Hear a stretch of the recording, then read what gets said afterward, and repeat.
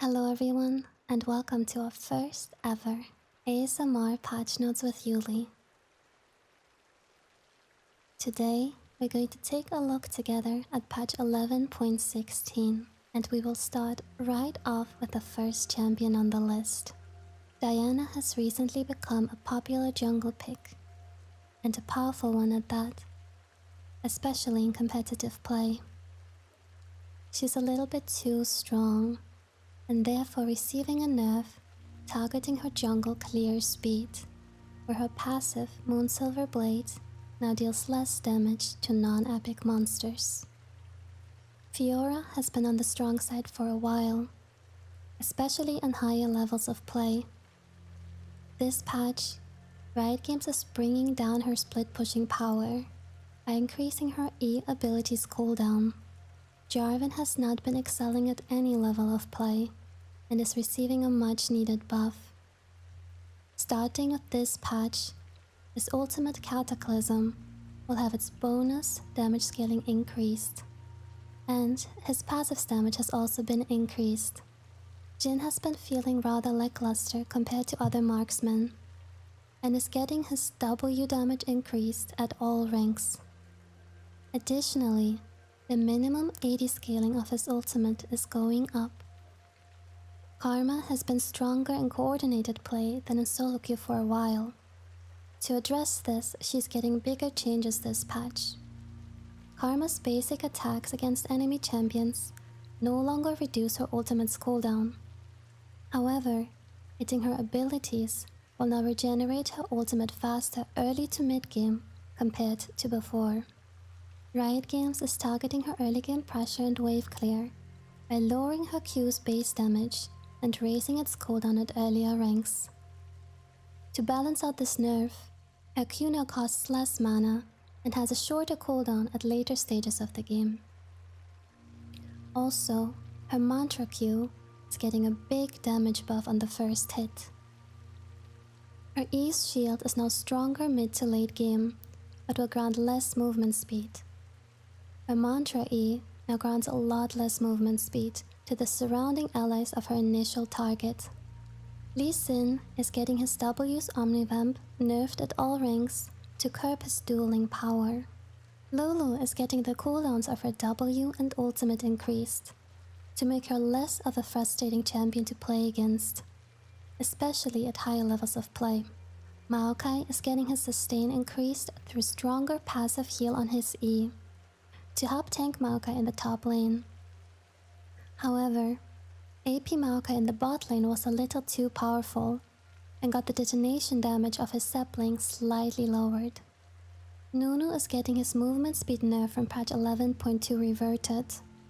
Also, he will be rewarded for building more aggressively with higher scalings on his E starting with this patch.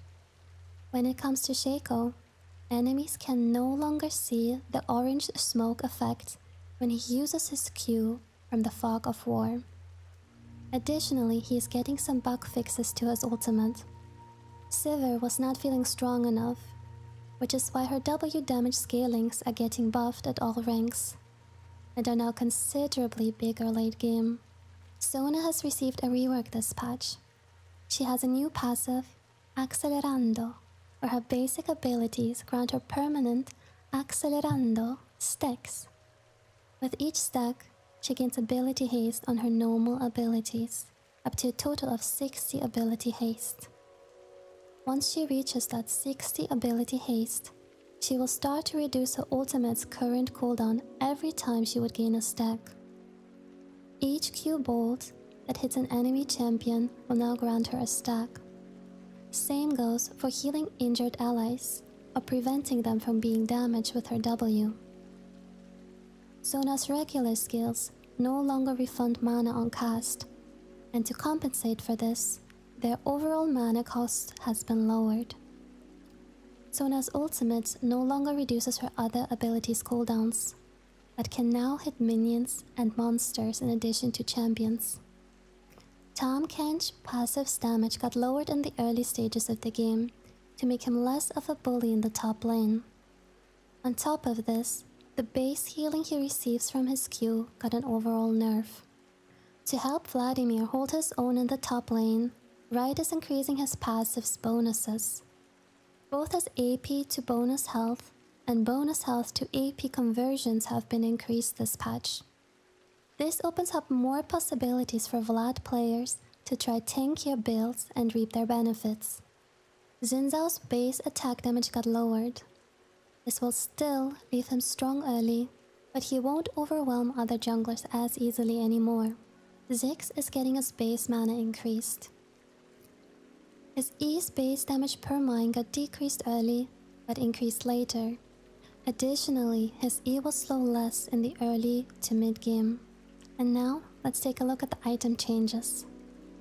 The first item on the list is Dark Seal. Dark Seal is meant to be a high-risk, high-reward item that has become a consistent, high-value option for AP users. To increase the risk of buying this item, its AP per stack got lowered, and you will lose more stacks when you die. Redemption has been overshadowed by other enchanter items and struggled to find its niche this season. Right is increasing the strength of Redemption's heal and reducing its cooldown so that it can be more effective in more teamfights. And last but not least, we have ranked updates. A third Q dodge penalty has been added. Players that dodge 3 times in a 24-hour period will lose 10 LP and be locked out of all MOBA modes for 12 hours. There's a new social leaderboard where you can see how you stack up against your friends in ranked.